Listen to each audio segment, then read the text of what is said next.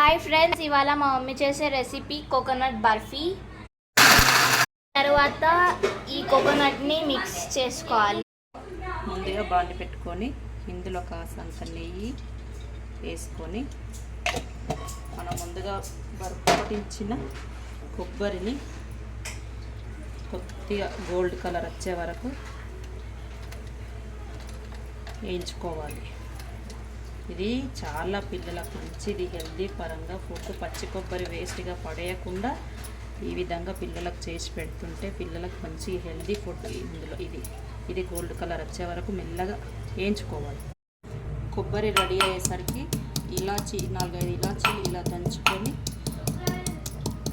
Ready చేసి పెట్టుకోవాలి. ఈ విధంగా గోల్డ్ కలర్ రాగానే ఇందులో సరిపడా చక్కెర కానీ బెల్లం కానీ వేసుకోవాలి. కొద్దిగా రుచికి సరిపడా వేసుకొని ఇట్లా మెల్లగా కలుపుకోవాలి.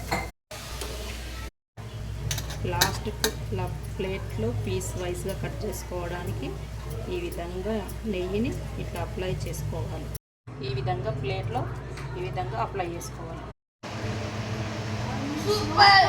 లైక్